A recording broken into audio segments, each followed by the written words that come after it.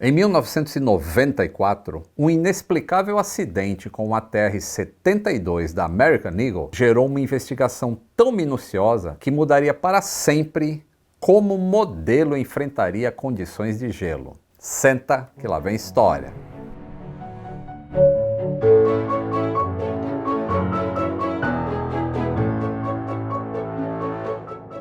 Saudações aeronáuticas, tudo bem com você? Tudo bem. Esse vídeo tem o apoio da Insider e já estamos chegando no dia do cliente com duas novidades. Primeiro, 15% de desconto com frete grátis se você usar o cupom LITO15, que se você combinar com os descontos que já estão no site por causa do dia do cliente, podem chegar a até 30% na somatória. Segundo, acabaram de sair as novas cores das Tech T-shirts. Olha isso. A Insider é muito linda, cara. A gente tem a Walnut Brown, a New Navy e a Red Spicy. Já não basta elas desamassarem no corpo, serem anti-odor, evaporarem o suor, durar muito mais e não desbotar, agora tem mais opções de cores sensacionais. Boa semana do cliente para todos com esta maravilha de lançamento da Insider, hein? Mas não esqueça do cupom LITO15 e o link que está aí na descrição. Vamos para a nossa história.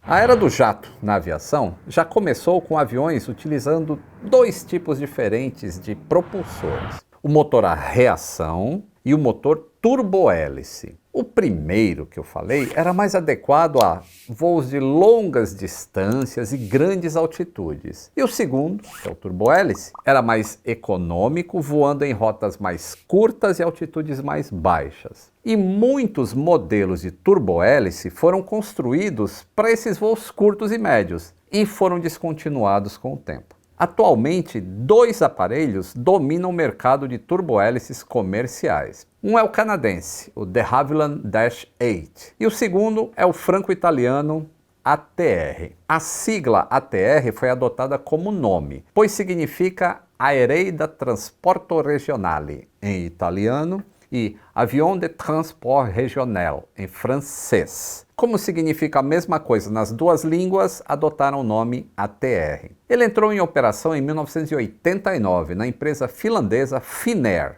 que fica na Finlândia, um dos países mais frios do mundo. E já teve mês de dezembro lá com menos 50 graus Celsius de temperatura no nordeste do país. E o ATR é um dos turbohélices comerciais mais avançados até hoje em dia. E era um ATR-72 que iria realizar o voo 4184 da American Eagle entre Indianápolis, que fica no estado da Indiana, para Chicago, em Illinois, no dia 31 de outubro de 1994. Este dia é comemorado nos Estados Unidos o Halloween, famosíssimo. A aeronave, que tinha o registro November 401 Alpha Mike, era praticamente nova em folha, pouco mais de 6 meses de idade. Tinha feito seu primeiro voo em 7 de março de 1994 e entrou em operação em 24 de março de 1994. A American Eagle não era uma empresa certificada pelo FAA para realizar voos regionais. E 4 empresas eram contratadas para realizar esses voos, e no caso o November 401 Alpha Mike era operado pela Simons Airlines, em nome da American Eagle. O comandante do voo 4184 era Orlando Aguilar, de 29 anos. Ele era um piloto experiente com quase 8.000 horas de voo, incluindo 1.448 horas no ATR. O primeiro oficial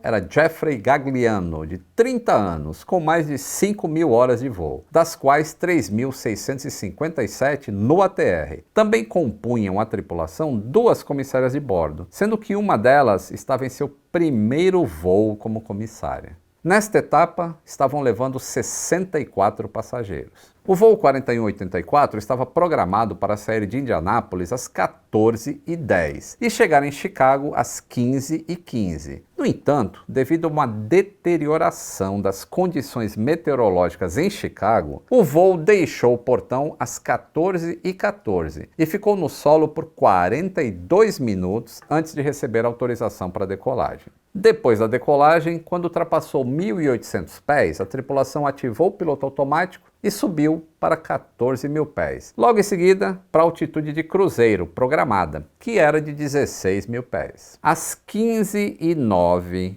o piloto de um Beechcraft Baron informou ao controlador de Danville que havia gelo leve a 12.000 pés sobre Lafayette, a rota por onde seguiria este voo 4184. E 22 segundos depois acrescentou que o gelo era Trace Rime Ice. Trace Rime Ice é um termo em inglês que se refere a uma fina camada de gelo que se forma quando gotas de água líquida super resfriadas congelam assim que entram em contato com uma superfície fria. Em português, isso é comumente chamado de geada. É um tipo de gelo que se forma geralmente também em condições de alta umidade e baixas temperaturas. Como a tripulação do voo 4184 estava na frequência e tinha estabelecido contato por rádio, o ATC acreditou que a tripulação ouviu o reporte do piloto do Baron. Essa informação não foi repetida. Às 15h13, o voo 4184 começou a descida para 10.000 pés com o primeiro oficial Gagliano no controle. Durante a descida foi realizada a ativação do sistema de descongelamento de estrutura no nível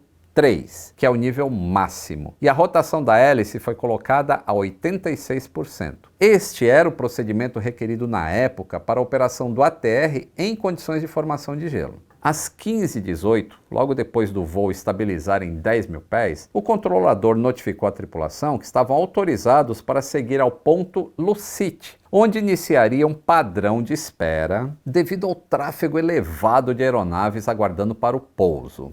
Às 15h24, o comandante do voo 4184 entrou em contato com o controlador e relatou que estava entrando nessa espera. O primeiro padrão de espera foi voado a aproximadamente 175 nós, que dá 324 km por hora, com os flaps das asas na posição recolhida. O sistema de descongelamento de estrutura foi desativado durante esse tempo de espera. Às 15h33, o primeiro oficial moveu os flaps para a posição de 15 graus e a aeronave voltou a voar nivelada. Às 15h41 foi ouvido o som de um tom único do Master Caution e novamente foi feita a ativação dos sistemas de descongelamento de estrutura nível 3, que é o máximo. Às 15h48, o primeiro oficial comentou com o comandante que o voo estava muito melhor com os flaps na posição 15 e a tripulação pôde ver o gelo se formando. O comandante comentou logo depois: "Tenho certeza de que uma vez que nos deixarem sair da espera e iniciarmos a descida, receberemos novamente o aviso de excesso de velocidade." Ele estava se referindo a esse aviso sonoro de excesso de velocidade com os flaps fora da posição recolhida, porque esse alarme acontece quando a velocidade excede 185 nós, com os flaps na posição 15. Durante a espera, o clima na cabine de comando era bem descontraído entre os pilotos e, em certo momento, também uma comissária adentrou o cockpit e conversou com a tripulação sobre assuntos relativos e não relativos ao voo. Às 15h49, o comandante deixou a cabine e foi para a parte traseira da aeronave para usar o banheiro, e retornou 5 minutos depois, e perguntou para o primeiro oficial sobre a atualização do status em relação às comunicações da empresa e com o controle de tráfego aéreo, e comentou com o comandante: "Ainda temos gelo." Às 15h56, o controlador entrou em contato com o voo 4184 e instruiu a tripulação a descer e manter 8.000 pés, seguido por uma transmissão informando que iria levar cerca de 10 minutos até que eles fossem autorizados a iniciar o procedimento de pouso. O primeiro oficial respondeu: "Obrigado", e não houve mais comunicações por rádio com a tripulação do voo 4184. Às 15h57, o som do aviso de excesso de velocidade dos flaps foi ouvido, e ruídos parecidos com o som de batidas puderam ser ouvidos. Os últimos dados registrados no gravador de dados do voo ocorreram às 15h57:56, a uma altitude de 1.682 pés, e uma velocidade vertical de aproximadamente 150 metros por segundo. A velocidade do ar indicada no velocímetro era de 694 km por hora, com uma atitude de 38 graus de nariz para baixo e uma aceleração vertical de 3,6 forças da gravidade. A aeronave caiu em uma plantação de soja, parcialmente invertido, em uma atitude de nariz para baixo e asa esquerda para baixo. Não houve incêndio. As forças do impacto foram tão gigantescas que o local do acidente foi declarado uma zona de biohazard.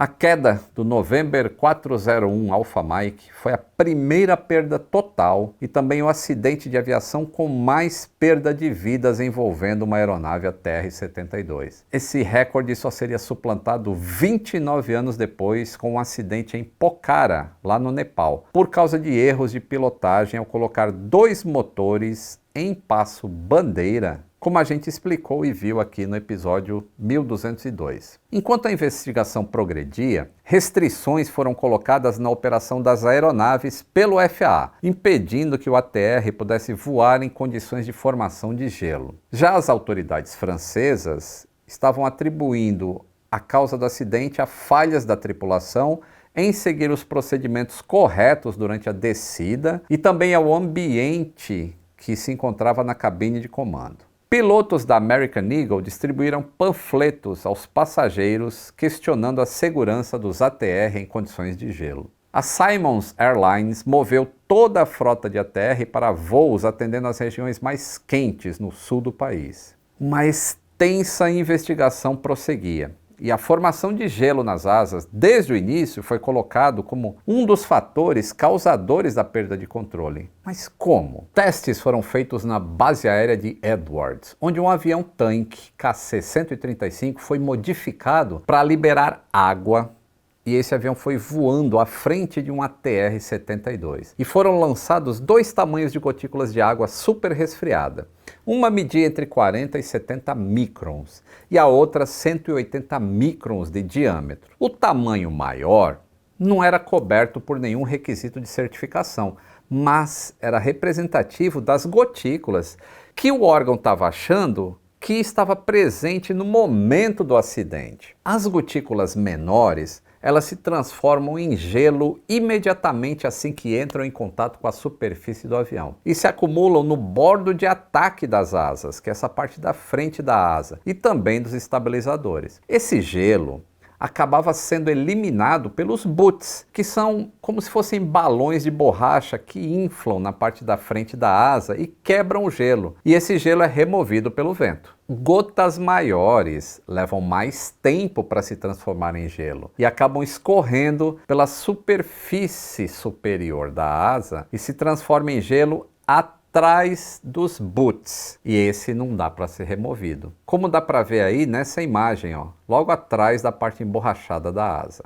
No caso do voo 4184, o uso dos flaps na posição de 15 graus enquanto o avião estava esperando reduziu o ângulo de ataque do avião. E isso permitiu com que mais gotículas escorressem e formassem mais gelo atrás do bordo de ataque e na frente do aileron. Lembrem-se, o ATR ficou nessa condição em circuito de espera por mais de meia hora. O gelo se acumulando ali sobre as superfícies de sustentação de um avião causam distúrbios no fluxo de ar. O ar tem que passar liso por cima da asa e agora ele passa turbilhonado. E isso reduz a sustentação. O NTSB determinou que a causa provável do acidente foi essa formação de gelo bem em frente dos ailerons. E esse turbilhonamento de ar, quando passou pelo gelo, acabou criando uma zona, uma região de baixa pressão bem na frente do aileron, o que fez com que o aileron fosse deslocado para cima, fazendo a asa descer. E isso provocou aquele rolamento inesperado da aeronave e a perda de controle no final. O ATR, assim como outros aviões dessa categoria, tem os ailerons comandados por cabos mecânicos. Não existe um sistema hidráulico para fazer isso. E os pilotos, eles não tiveram força suficiente para contrapor esse movimento aerodinâmico que estava puxando o aileron para um lado. Não é recomendado a nenhum tipo de aeronave voar sob condição de formação severa de gelo, nem por nenhum tempo. E nos turbohélices, essa recomendação é ainda maior, por causa da altitude em que eles operam. Como é mais baixo o nível de voo, eles estão operando justamente nesse cenário. Então, se a condição é de alta umidade e formação de gelo, eles têm que descer imediatamente. E em aviões de asa alta, como é o caso do ATR e do Dash 8, que são os dois que dominam o mercado, ainda existe o agravante da asa, né, como ela é na parte superior, não dá para ver a formação de gelo no dorso da asa. O NTSB também elencou outras causas para o acidente. Por exemplo, a falha da ATR em divulgar completamente para os operadores e incorporar nos manuais de voo e também nos programas de treinamento informações adequadas sobre os efeitos da precipitação congelante no ATR e procedimentos operacionais em tais condições. E lembrem-se, pessoal, eu estou falando de como era lá em 1994. A gente está em 2024. A supervisão inadequada da DGAC, que é a Direção Geral de Aviação Civil Francesa, sobre o ATR 4272 e a falha deles em tomar as medidas corretivas necessárias para garantir a continuidade da aeronavegabilidade deste avião em condições de formação de gelo. Outra falha da DGAC também foi em fornecer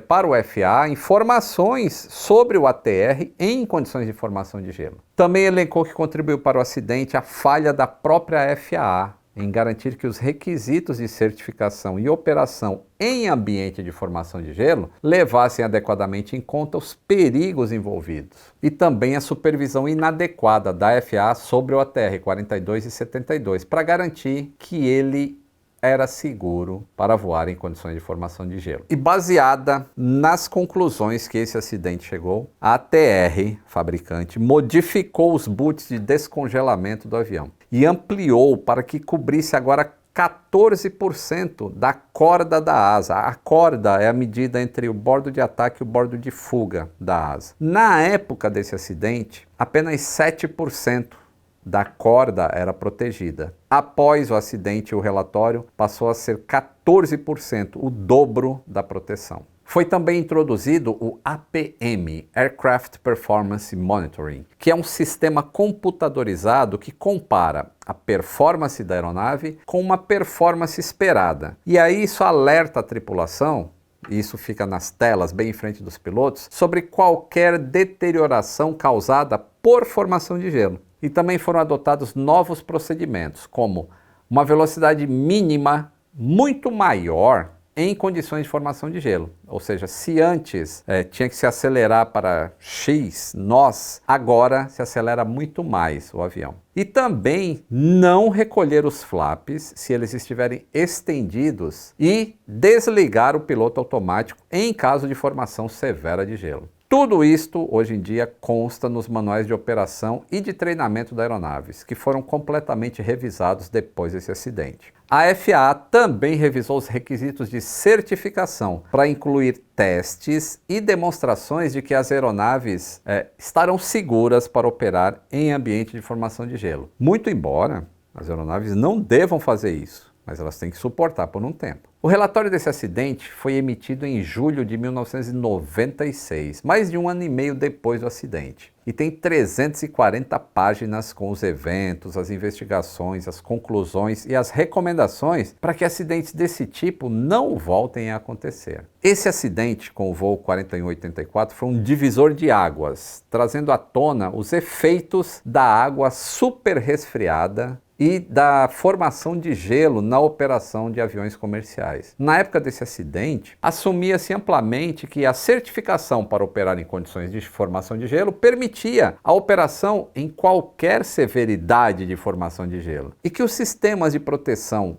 contra o gelo seriam capazes de prevenir ou remover qualquer formação que pudesse ameaçar potencialmente a aeronave. Ficou claro depois desse acidente de 1994 que enfrentar uma ameaça de gelo, no pior caso, não é tecnicamente viável e estava além do estado da arte para algumas classes de aeronaves. Este acidente lá de 1994 e os procedimentos adotados pela tripulação eram os que eram recomendados na época. Mas por causa dessa investigação, nos 30 anos que se passaram até hoje, muita coisa mudou na certificação e na operação de aeronaves em condições de formação de gelo. Só que, apesar desse conhecimento todo, ainda outros 4 acidentes ocorreram em que os erros de procedimento no combate ao gelo levaram à perda de controle em voo. Mas essa é a história para um outro vídeo. Se inscreva no canal se você gostou do conteúdo, é de graça, mas faz muita diferença para a gente a sua inscrição. Ou então apoie. Basta clicar no botão Seja Membro e seguir as instruções do YouTube para que você possa ver esse vídeo cheio de informações, uma edição aprimorada, com imagens e tudo mais. E além de você se tornar membro, o seu nome aparece aqui junto com esses amigos para sempre. Um grande abraço e até o próximo voo!